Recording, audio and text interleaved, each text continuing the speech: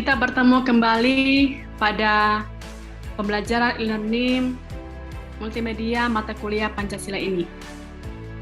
Topik yang akan saya sampaikan pada pertemuan kali ini adalah etika Pancasila dalam kehidupan berbangsa dan bernegara.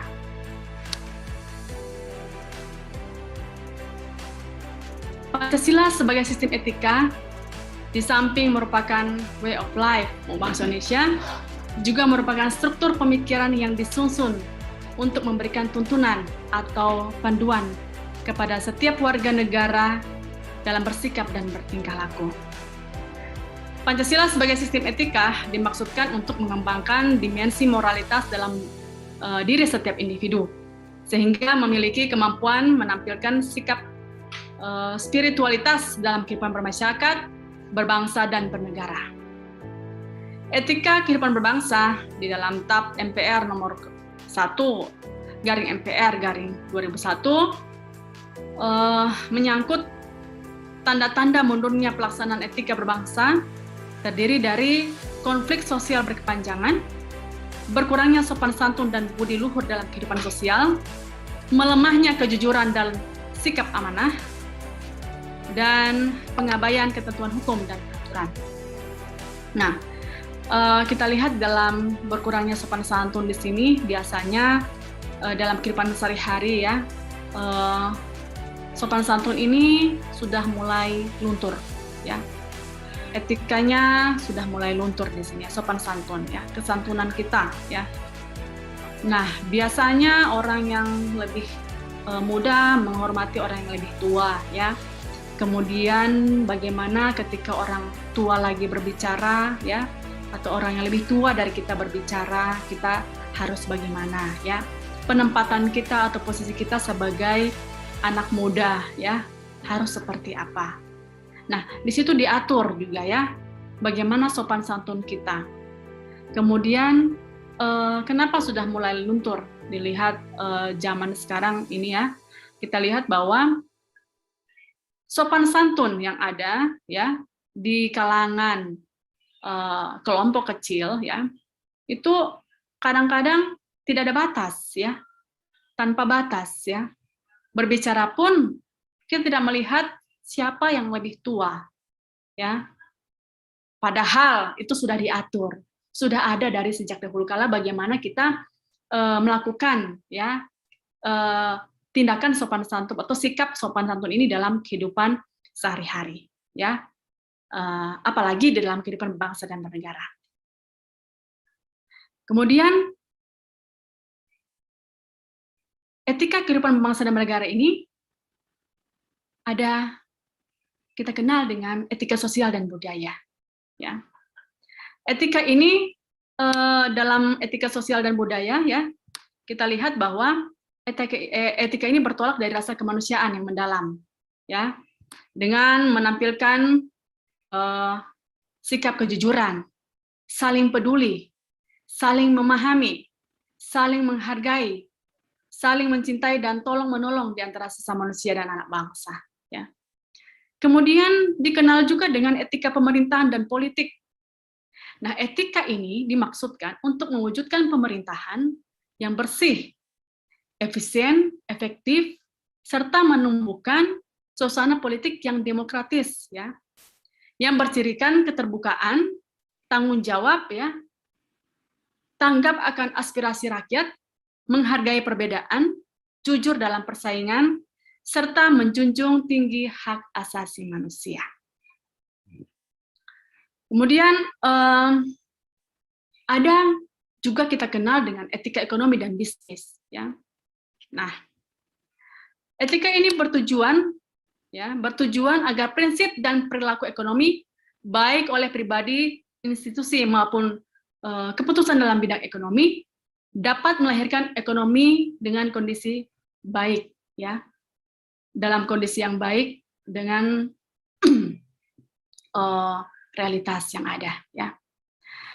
Kemudian ada juga kita kenal dengan etika penegakan hukum yang berkeadilan. Nah, etika ini tujuannya apa? Nah, Tujuannya agar penegakan hukum secara adil, perlakuan yang sama dan tidak diskriminatif terhadap setiap warga negara Indonesia, ya, karena memiliki hak yang sama di hadapan hukum, ya, dan menghindarkan penggunaan hukum secara salah sebagai alat kekuasaan.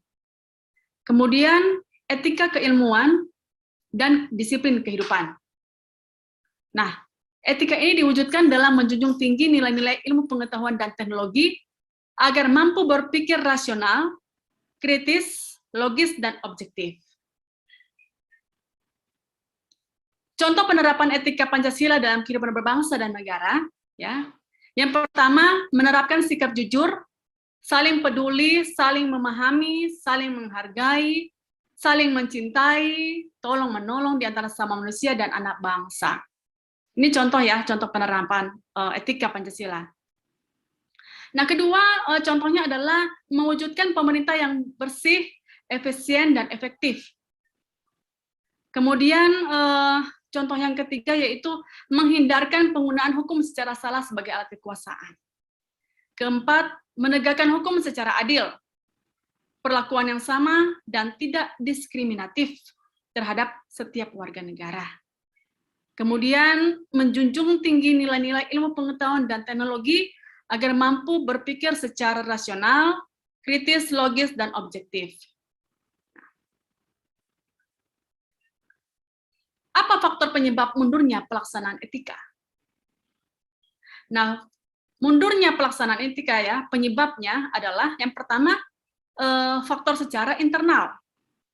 Yang kedua adalah faktor eksternalnya. Pertama, kita lihat faktor internalnya ya. Faktor internal itu meliputi lemahnya penghayatan dan pengamalan agama, sentralisasi di masa lalu, tidak berkembangnya pemahaman atau penghargaan kebinekaan, ketidakadilan ekonomi, keteladanan tokoh atau pemimpin yang kurang, penegakan hukum yang tidak optimal, keterbatasan budaya lokal merespon pengaruh dari luar, meningkatnya prostitusi, media pornografi, perjudian narkoba, ya, perjudian dan narkoba. Di sini adalah faktor internal penyebab menurunnya pelaksanaan etika, ya.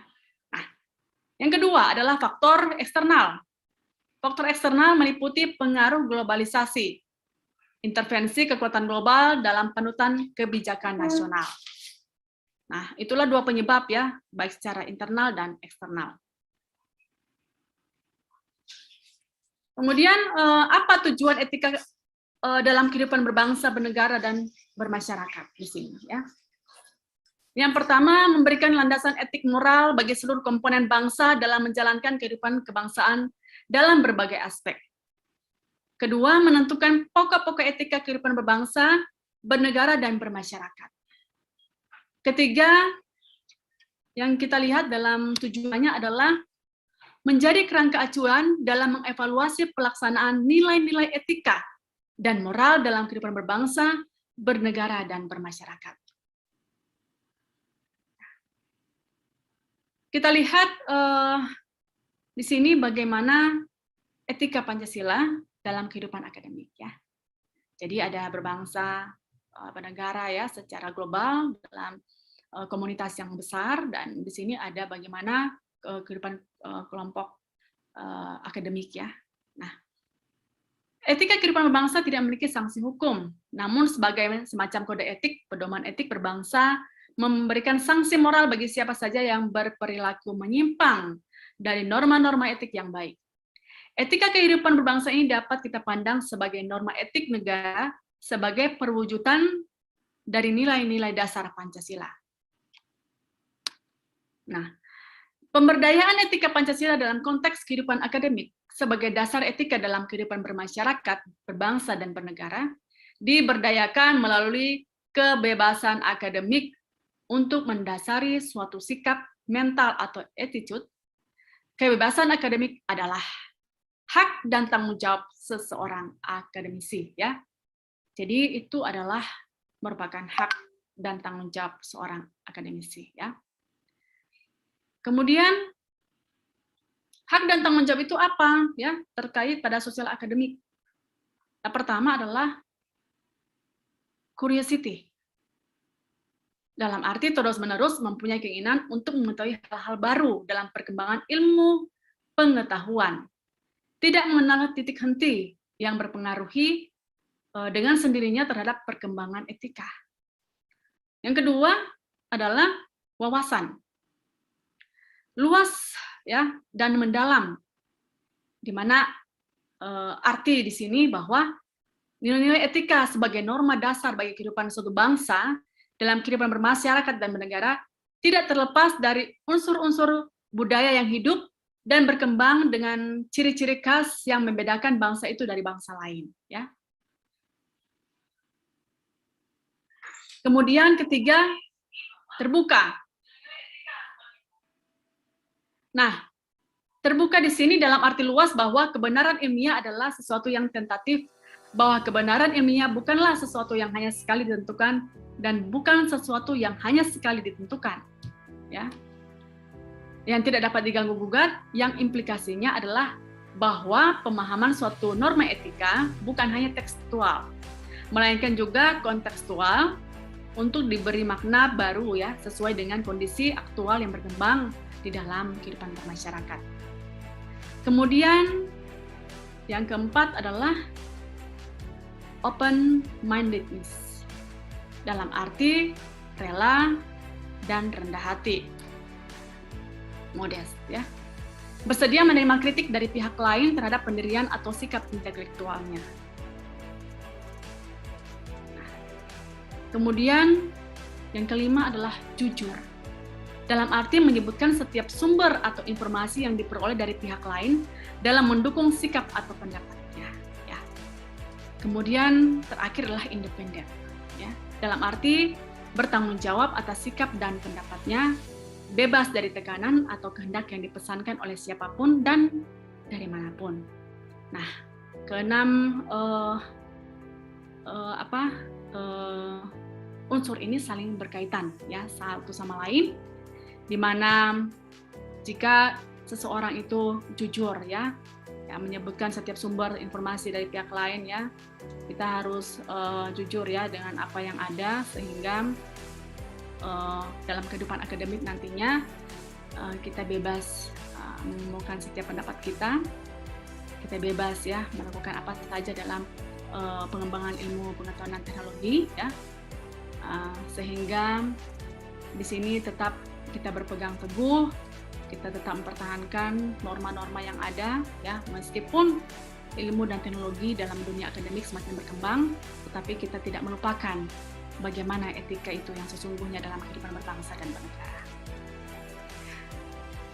Demikian penjelasan saya untuk materi kali ini. Terima kasih. Kita bertemu kembali dalam pertemuan berikut.